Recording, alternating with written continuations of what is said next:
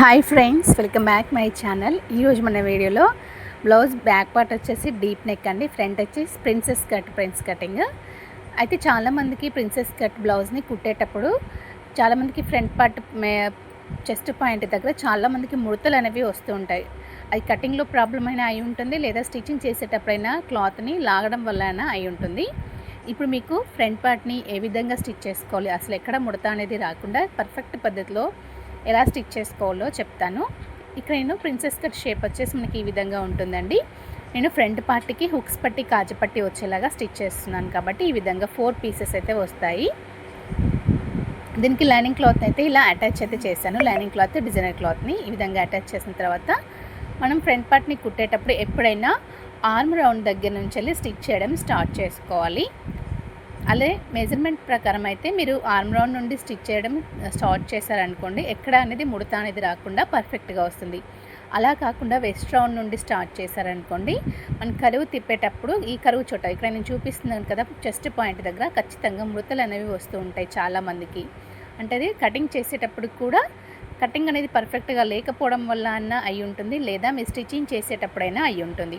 ఎప్పుడైనా మీరు princess cut బ్లౌజ్ని స్టిచ్చింగ్ చేసేటప్పుడు ఆర్మ్ రౌండ్ నుండి స్టార్ట్ చేశారనుకోండి, ఎక్కడ కూడా ముడతలు అనేవి లేకుండా పర్ఫెక్ట్ ఫినిషింగ్తో నీట్గా వస్తుంది.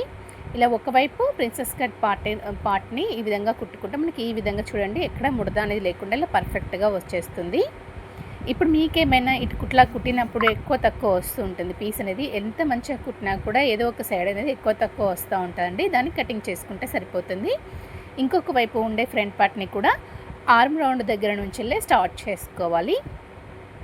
ఇలా కుట్టేటప్పుడు మీరు క్లాత్ని ఏ క్లాత్ అయినా కూడా సాగదీయకండి. ఉన్న క్లాత్ని బట్టి అది రౌండ్ తిరిగే చోట ఇలా క్లాత్ని మాత్రమే రౌండ్గా తిప్పుకుంటూ స్టిచ్ చేసుకోండి. అలా కాకుండా మీరు క్లాత్ని సాగతీసారనుకోండి, క్లాత్ అనేది సాగిపోతుంది, ఖచ్చితంగా అక్కడ ముడతలు అయితే వస్తూ ఉంటాయి. కాబట్టి క్లాత్ని సాగదీయకుండా ఉన్న ఆ రౌండ్ షేప్ చుట్టూనే క్లాత్ని తిప్పుకుంటూ స్టిచ్ చేసుకోవాలి. చూడండి, ఇటువైపు కూడా కుట్టిన తర్వాత మనకి పర్ఫెక్ట్గా అయితే ఈ విధంగా వచ్చేసింది. మీరు ఇలా ఫ్రంట్ పార్ట్ యొక్క ప్రిన్సెస్ కట్ షేప్ని కుట్టిన తర్వాత మీకు 2 పైపులా కూడా ఏదైనా ఒక సైడ్ కొంచెం ఇలా ఎక్కువ అయితే వస్తుందండి. ఇలా ఎక్కువ వచ్చిన దాన్ని ఇలా లెవెల్గా కటింగ్ చేసుకోండి. లెవెల్గా కట్ చేసుకుంటే సరిపోతుంది, పర్ఫెక్ట్గా సెట్ అవుతుంది. ఇక్కడ నేను హుక్స్ పట్టి వైపుగా మీకు ఇంకొక డాట్ కావాలంటే కూడా కుట్టుకోవచ్చు. ఇక్కడ నేనైతే ఏమి డాట్ అయితే కుట్టట్లేదు. దీనికి హుక్స్ పట్టి కాజపట్టిని స్టిచ్ చేసుకోవాలి. కాజపట్టి వచ్చి డిజైనర్ క్లాత్ తీసుకుంటున్నాను, హుక్స్ పట్టి కోసం లైనింగ్ క్లాత్ని తీసుకుంటున్నాను. ఇది కుట్టేటప్పుడు కన్ఫ్యూజ్ అవ్వకుండా ఉండాలంటే ఇలా నెక్స్ అనేది మన వైపుకు తిప్పుకొని ఒకసారి చెక్ చేసుకోండి. ఇప్పుడు హుక్స్ పట్టిని స్టిచ్ చేసేటప్పుడు ఇక్కడ నేను 1.5 ఇంచ్ విడ్త్ ఉండేలాగా తీసుకున్నాను. ఇలా తీసుకొని పైనుంచి వెళ్ళి హుక్స్ పట్టి పీస్ని పెట్టేసి స్టిచ్ చేస్తున్నాను. ఇలా విధంగా స్టిచ్ చేసిన తర్వాత ఈ హుక్స్ పట్టి పీస్ని మళ్ళీ బయట వైపుకి అనుకొని దీనిపైనుంచి వెళ్ళి వంచు కుట్టు అనేది వేసుకోవాలి. ఇలా వంచు కుట్టు వేసుకొని ఇప్పుడు దీన్ని బ్లౌజ్ మొత్తాన్ని కూడా రివర్స్లోకి తిప్పుకొని ఒక 1/2 ఇంచ్ క్లాత్ని వీడియోలో చూపిస్తున్నట్టుగా ఒకసారి ఫోల్డ్ చేసి మళ్ళీ మనం స్టిచ్చింగ్ చేసింది కూడా బ్లౌజ్కి అణిగి ఉండేలాగా ఇలా ఫోల్డింగ్ చేసి కుట్టుకోవాలి. ప్లీజ్ ఫ్రెండ్స్, మీరు వీడియోని పర్ఫెక్ట్గా చూడండి. వీడియో చూస్తే మీకు పర్ఫెక్ట్గా అర్థమవుతుంది. చూడండి, ఇలా స్టిచ్ చేసుకుంటే మనకు పర్ఫెక్ట్గా వస్తుంది. ఇప్పుడు ఎక్కువ ఏమైనా క్లాత్ వస్తే ఈ విధంగా కటింగ్ చేసుకోండి. అలాగే మీరు ఎప్పుడు కుట్టేటప్పుడైనా కూడా కొంచెం ఎక్కువ క్లాత్ పైనకి కిందికి ఉండేలాగా చూసుకుంటూ స్టిచ్ చేసుకోండి, కొత్తగా నేర్చుకునే వాళ్ళైతే. ఇప్పుడు డిజైనర్ క్లాత్ని స్టిచ్ చేస్తున్నాను. డిజైనర్ క్లాత్ వచ్చేసి నేను 5 ఇంచెస్ ఉండేలాగా తీసుకున్నాను. ఈ 5 ఇంచెస్ క్లాత్ని డబల్ ఫోల్డ్ వచ్చేలాగా ఫోల్డ్ చేశాను. చెప్పాలంటే ఇవి 2 కూడా నెక్ రౌండ్ పీసెస్, బ్లౌజ్ యొక్క బ్యాక్ పార్ట్లో ఉండే నెక్ రౌండ్ పీసెస్. ఇలా డబుల్ ఫోల్డ్ వచ్చేలాగా స్టిచ్ చేసుకొని దీన్ని ఓపెన్ చేస్తే మనకి ఈ విధంగా కనిపిస్తుంది. ఇది కింది వైపుకి ఇలా మనం ఆల్రెడీ కుట్టిన కుట్టు కనిపించకుండా ఉండేలాగా ఇలా ఫోల్డ్ చేసుకొని కింది నుంచి ఇలా ఫోల్డ్ చేసుకుంటూ పైనుంచి మనకి అణిగి ఉండేలాగా చూసుకుంటూ స్టిచ్ వేసుకోవాలి. ఇక్కడ వీడియోలో చూపిస్తున్నట్టుగా ఇలా అణిగి ఉండేలాగా చూసుకుంటూ స్టిచ్ వేసుకుంటే పర్ఫెక్ట్గా వస్తుంది. హుక్స్ పట్టి కాజపట్టి కూడా ఇలా ఒకసారి స్టిచ్ చేసిన తర్వాత దీని పక్క నుంచి వెళ్ళి కాజా కుట్టుకోవడం కోసం పాదం వరుసన క్లాత్ని వదిలిపెట్టేసి ఇంకొక స్టిచ్ అనేది వేసుకోవాలి. ఈ విధంగా స్టిచ్ చేసిన తర్వాత దీన్ని కూడా ఇలా సమానం ఉండేలాగా ఎక్స్ట్రాగా ఉన్న క్లాత్ని కటింగ్ చేసుకోండి. ఇలా కట్ చేసుకున్న తర్వాత ఇప్పుడు ఇవి రెండింటిని కూడా ఒకసారి చెక్ చేసుకోండి. ఈ విధంగా ఇలా చెక్ చేసుకున్నట్లయితే మీకు హుక్స్ పట్టి కాజపట్టి పీసెస్ అనేవి పర్ఫెక్ట్గా వచ్చాయనుకోండి.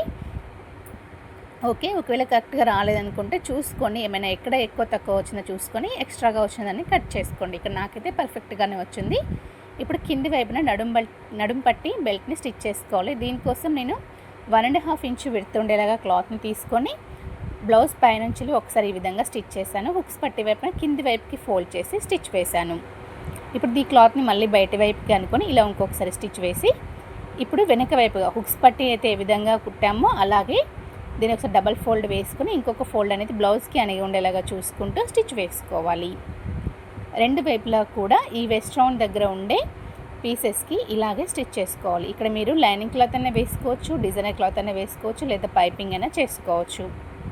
ఇప్పుడు ఇంకొక వైపు అంటే హుక్స్ పట్టి వైపు స్టిచ్ చేసేటప్పుడు ఒక 1 ఇంచ్ వరకు క్లాత్ని కిందికి ఉండేలాగా ఫోల్డ్ చేసుకోండి. హుక్స్ పట్టి కిందికి ఉండేలాగా ఫోల్డ్ చేసుకొని ఇప్పుడు పాదం వరుసన చూసుకుంటూ వెస్ట్ రౌండ్ దగ్గర స్టిచ్ చేసుకోండి. ఇప్పుడు ఈ క్లాత్ని కూడా మళ్ళీ ఈ విధంగా బయట వైపుకి అనుకొని మళ్ళీ దీన్ని కూడా వంచుకుట్టు అనేది వేసుకోవాలి. ఇక్కడ వీడియోలో చూపిస్తున్నట్టుగా ఇలా వంచుకుట్టు వేసుకొని మళ్ళీ రివర్స్లోకి తిప్పుకొని ఒక 1/2 ఇంచ్ క్లాత్ ఒకసారి ఫోల్డ్ చేసి మళ్ళీ మిగిలిన క్లాత్ని బ్లౌజ్కి అణిగి ఉండేలాగా ఈ విధంగా స్టిచ్చింగ్ అనేది చేసుకోవాలి. ఇలా స్టిచ్ చేశారనుకోండి మీకు పర్ఫెక్ట్గా అయితే వచ్చేస్తుంది బ్లౌజ్ యొక్క ఫ్రంట్ పార్ట్ అనేది, ప్రిన్సెస్ కట్ షేప్ అనేది. చూడండి రెండు కూడా స్టిచ్ చేసిన తర్వాత మనకి ఈ విధంగా అయితే కనిపిస్తుంది. ఇప్పుడు వీటికి బ్యాక్ పార్ట్ని జాయిన్ చేసుకోవాలి. నేను ఇక్కడ బ్యాక్ పార్ట్ని తీసుకుంటున్నాను. బ్యాక్ పార్ట్కి యొక్క షోల్డర్స్ని జాయిన్ చేస్తున్నాను. బ్యాక్ పార్ట్ వచ్చేసి నేను డాట్స్ అలాగే నడుం బెల్ట్ అయితే స్టిచ్ చేశాను కాబట్టి ఈ ఫ్రంట్ పార్ట్ పైన బ్యాక్ పార్ట్ని వేసి షోల్డర్స్ని జాయిన్ చేసుకోవాలి. షోల్డర్స్ జాయిన్ చేసేటప్పుడు డబల్ స్టిచెస్ వచ్చేలాగా వేసుకోవాలి. ప్లీజ్ ఫ్రెండ్స్ వీడియోని ఎక్కడ స్కిప్ చేయకుండా చూడండి, మీకు ఈజీగా అర్థమవుతుంది. ఇక్కడ వీడియోలో చూపిస్తున్నట్టుగా స్టిచ్ చేసి కటింగ్ చేసి స్టిచ్ చేశారనుకోండి పర్ఫెక్ట్గా వస్తుంది.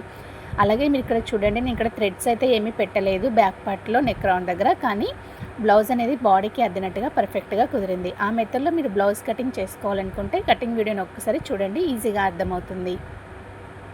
ఇప్పుడు ఇలా స్టిచ్ చేసుకున్న తర్వాత వీటికి హ్యాండ్స్ని జాయిన్ చేసుకోవాలి. హ్యాండ్స్ని జాయిన్ చేసుకోవడం కోసం ఒకవైపు ఇక్కడ నేను పఫ్ హ్యాండ్స్ని స్టిచ్ చేస్తున్నాను. కటింగ్ వీడియోలో పఫ్ హ్యాండ్స్ని చూపించాను, ఒకసారి చూడండి. పఫ్ హ్యాండ్స్ని కటింగ్ చేసేటప్పుడే ఇక్కడ 3 డాట్స్ అయితే ఇక్కడ మార్క్ చేశాను. ఇలా మార్క్ చేసినప్పుడు మనం ఒకవైపు మార్కింగ్ దగ్గర నుంచి ఇంకొక వైపు మార్కింగ్ వరకు కూడా ఇలా చిన్న చిన్న ఫ్రిల్స్ పెట్టి స్టిచ్ చేసుకోవాలి. హ్యాండ్ యొక్క పొడవు దగ్గరికి వచ్చేసరికి ఆపేసి మళ్ళీ దానికి రివర్స్లో అంటే ఇలా వీడియోలో చూపిస్తున్నట్టుగా ఒకదానికి ఒకటి ఫ్రిల్స్ అనేవి ఎదురెదురు ఉండేలాగా చూసుకుంటూ ఈ ఫ్రిల్స్ అనేవి చక్కగా ఇలా నీట్గా సర్దుకుంటూ స్టిచ్ వేసుకోవాలి. ఈ విధంగా స్టిచ్చింగ్ అయితే చేసుకుంటే మనకి నార్మల్ పఫ్ హ్యాండ్స్ అయితే ఈ విధంగా రెడీ అవుతాయి. రెండు పఫ్ హ్యాండ్స్ని ఈ విధంగా స్టిచ్ చేసుకొని హ్యాండ్స్ యొక్క షోల్డర్ జాయింట్ ఉంది కదా అక్కడి నుంచి పర్ఫెక్ట్గా చూసుకుంటూ స్టిచ్ చేసుకోవాలి. ఇక్కడైతే నేను ఫ్రంట్ పార్ట్కి ఇలా నెక్ రౌండ్కి చిన్నగా పైపింగ్ అయితే చేశాను ఫ్రెండ్స్, దాని వీడియో అయితే తీయలేదు అంటే మిస్ అయింది. ఇప్పుడు వీటి చుట్టూ కూడా హ్యాండ్స్ని స్టిచ్ చేసుకోవాలి. హ్యాండ్ వీడియో కూడా ఇలా కొంచెం వీడియో అనేది సెల్ అనేది కొంచెం కదలడం వల్ల స్టిచ్చింగ్ చేసిన వీడియో అయితే పర్ఫెక్ట్గా రాలేదండి. ఈ విధంగా పర్ఫెక్ట్గా చూసుకుంటూ రెండు వైపులా కూడా హ్యాండ్స్ని అయితే స్టిచ్ చేసుకోవాలి. ఇక్కడ నేను హ్యాండ్స్ని స్టిచ్ చేసేటప్పుడు చూడండి పర్ఫెక్ట్గా అయితే కరెక్ట్ సైడ్ జెన్స్ ఎక్కడ వరకు అయితే ఉన్నాయో అక్కడ వరకు పర్ఫెక్ట్గా వచ్చేస్తుంది. ఈ వీడియోలో చూపిస్తున్నట్టుగా హ్యాండ్స్ని స్టిచ్ చేసుకోవాలి. అలాగే ఇక్కడ పఫ్ హ్యాండ్స్కి నేను లోతు ఏమీ తీయలేదు, ఎందుకంటే పఫ్ అనేది కొంచెం లూజ్గానే కావాలి కాబట్టి ఇక్కడ నేను లోతు అయితే ఏమీ తీయలేదు. హ్యాండ్స్కి డైరెక్ట్గానే స్టిచ్ చేశాను. ఇలా రెండు హ్యాండ్స్ని స్టిచ్ చేసుకున్న తర్వాత సైడ్ జెంట్స్ని స్టిచ్ చేసుకోవాలి. సైడ్ జెంట్స్ని చేసేటప్పుడు ఒకసారి మీకు అన్నీ పర్ఫెక్ట్గా వస్తాయి లేదని చెక్ చేసుకోండి. ముందుగా నేను బ్యాక్ పార్ట్ని తీసుకొని ఆది జాకెట్కి ఎక్కడ వరకు అయితే ఉందో బ్యాక్ పార్ట్ యొక్క కొలత అక్కడ వరకు కూడా మార్కింగ్ అయితే చేస్తున్నాను. ఇవే మార్కింగ్స్ని మళ్ళీ ఫ్రంట్ పార్ట్కి కూడా చూసుకుంటూ మార్క్స్ చేసుకోండి. ఈ మార్కింగ్ ఎంతవరకు అయితే ఉందో అంతవరకు కూడా ఇలా హ్యాండ్స్ దగ్గర అలాగే చంక్రౌండ్ దగ్గర కూడా ఇలా పర్ఫెక్ట్గా ఉండేలాగా చూసుకోండి. ఇప్పుడు ఫ్రంట్ పార్ట్ని కూడా ఇలా కరెక్ట్గా సమానంగా చూసుకుంటూ సైడ్ జెంట్స్ అనేవి చేసుకోవాలి. హ్యాండ్స్ ఓపెన్స్ దగ్గర ఒకసారి టేప్తో కొలుచుకుంటున్నాను. ఇక్కడ నేను 6 ఇంచెస్ ఓపెన్ ఉండేలాగా మార్క్ చేశాను. ఇలా సైడ్కి మళ్ళీ కలుపుకుంటూ స్టిచ్ చేసుకుంటే సరిపోతుంది. మనకి పర్ఫెక్ట్గా అయితే సైడ్ జెంట్స్ అనేవి వచ్చేస్తాయి. ఒకవేళ మీకు ఏదైనా ఎక్కువ తక్కువ వస్తే మళ్ళీ కరెక్ట్గా చూసుకుంటూ చంక రౌండ్ దగ్గర అడ్జస్ట్ చేసుకొని స్టిచ్చెస్ అనేవి వేసుకోండి. కరెక్ట్గా చక్రం దగ్గర ప్లస్ గుర్తు రావాలని ఏమీ లేదండి, కొంచెం పావించు అటు ఇటుగానే పర్లేదు, ఫిట్టింగ్ అయితే చాలా బాగుంటుంది. రెండు వైపులా కూడా సైడ్ జాయింట్స్ని ఈ విధంగానే చేసుకోవాలి. అలాగే మీకు చంక రౌండ్ కుట్టిన తర్వాత ఫ్రంట్ పార్ట్లో ఏమైనా ఒక పావించు అలా ఎక్కువ వచ్చినట్లయితే మళ్ళీ దాని లెవెల్గా చంక రౌండ్ నుండి ఫ్రంట్ పార్ట్ వరకు ఇలా స్ట్రైట్గా కట్ చేసుకుంటే సరిపోతుందండి. ఇక్కడ నాకు ఎక్కువ అయితే ఏమీ రాలేదు కాబట్టి ఏం కట్ చేయలేదు. ఒకవేళ మీకు ఏమైనా ఫ్రంట్ పార్ట్లో ఎక్కువ వచ్చినట్లుగా అనిపిస్తే చంక రౌండ్ కుట్టినప్పుడు అంటే హ్యాండ్స్ని కుట్టినప్పుడు ఫ్రంట్ పార్ట్లో ఏమైనా కొంచెం ఫ్రంట్ పార్ట్ ప్రిన్సెస్ కట్ దగ్గర షేప్ మిగిలింది అనుకుంటే స్ట్రైట్గా కట్ చేసుకోండి, లెవెల్ ఉండేలాగా అలా కట్ చేసుకుంటే సరిపోతుంది. చాలా వరకు కొన్ని బ్లౌజెస్ అనేవి అలా వస్తూ ఉంటాయండి. ఇప్పుడు ఈ బ్లౌజ్కి అయితే ఏమీ రాలేదు కాబట్టి నేను నార్మల్గానే స్టిచ్చెస్ అనేవి వేసేస్తున్నాను. రెండు వైపులా కూడా 2 ఇంచెస్ క్లాత్ని వదిలిపెట్టేసి అయితే స్టిచ్చెస్ అయితే చేశాను. రెండు వైపులా కూడా స్టిచ్ చేసుకున్న తర్వాత మనకైతే ఈ విధంగా అయితే కనిపిస్తుంది.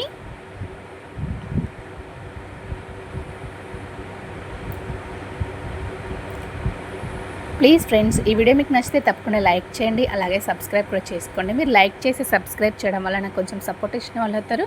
అలాగే నా వీడియోస్ కూడా మరింత మందికి షేర్ అవుతాయి. బ్లౌజ్ మొత్తం కూడా స్టిచ్ అయిపోయిన తర్వాత మనకి ప్రిన్సెస్ కట్ ఫ్రంట్ పార్ట్ యొక్క ప్రిన్సెస్ కట్ షేప్ అనేది ఈ విధంగా కనిపిస్తుంది. Thanks for watching friends.